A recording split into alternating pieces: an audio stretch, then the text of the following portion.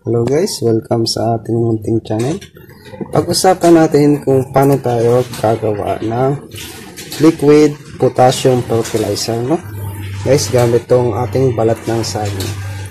So guys, stay tuned kayo dyan at sana maroon na naman kayong malaman dito sa ating munting channel. We'll be right back.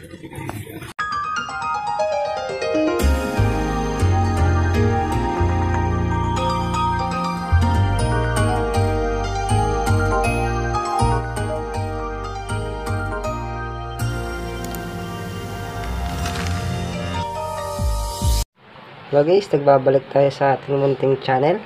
Halika't pag-usapan natin kung paano gumawa ng potassium liquid fertilizer. No guys, no? So guys, kailangan natin is yung balat ng saging, ang banana peel. Lagayan ng tubig o plastic container.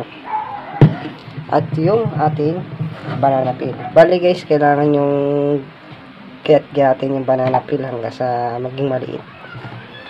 No guys, paano ba gumawa ng potassium liquid fertilizer guys, no?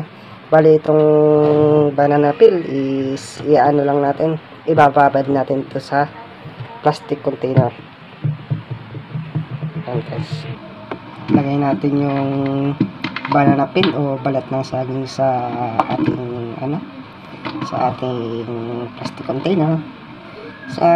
Siguro sa isang litrong plastic container or isang litrong tubig is kailangan natin ng kalahating tasang balat ng saging para sa pagpa-ferment. Exactly na yan, pwede na yan guys. Yan, ilagay na natin yung balat ng saging.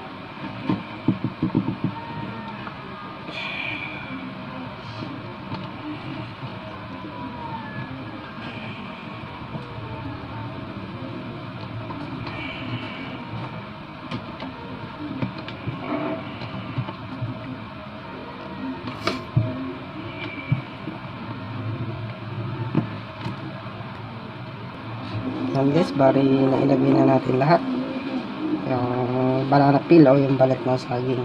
So guys, dahil mahilig ako mag-experimento, lalagyan ko siya ng damo o grass clipping. Kung may mga ipil-ipil kayo sa bahay o daw ng ipil-ipil o gusto nyo mag-experimento tulad ko, ilagay nyo rin dyan dito sa ating container, plastic container. Gagawa tayo ng potassium foliar fertilizer o tinatawag na grass clipping tin na may halong banana peel. Wala naman masama guys kung mag-eksperimento tayo at di naman nagiging harmful to sa ating halaman dahil organic to, wala tong chemical effect, wala tong chemical na halo, no? Wala tong chemical mixture. Kaya ilagay na rin natin to.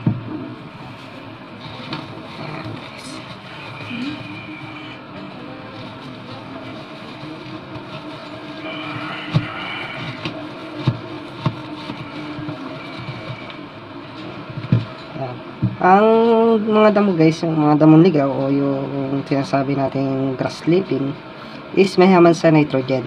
Piniperment din natin ito, binababad para ma-absorb ng tubig yung nitrogen. Ayan guys, parilagyan na natin ng tubig.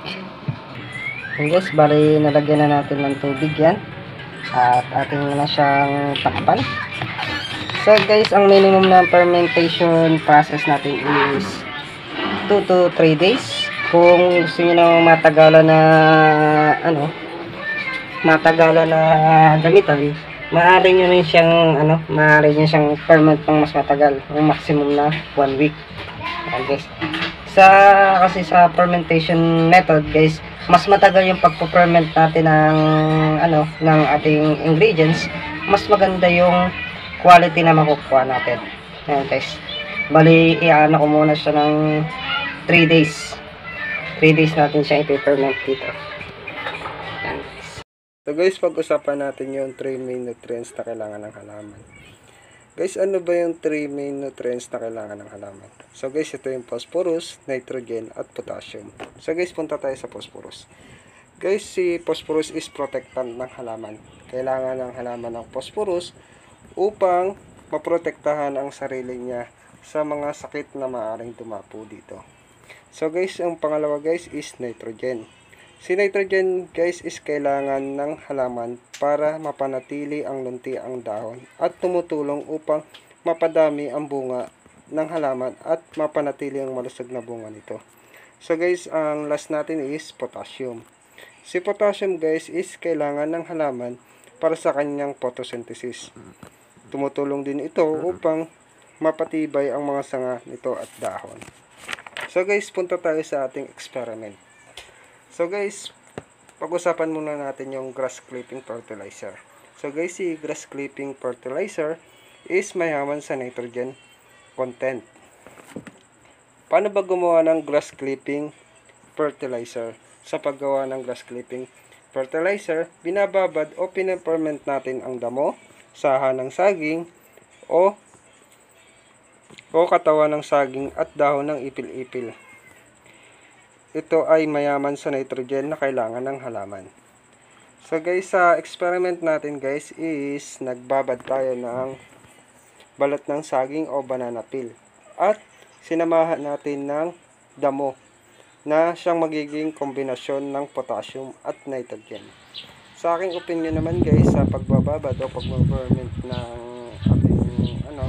ating fertilizer, mas maganda na ibabad ito na hindi tatagal sa 2 hanggang 3 araw at maximum na 1 linggo upang ma-enhance o ma-extract ng ating microbes o microbacteria ang ating liquid fertilizer.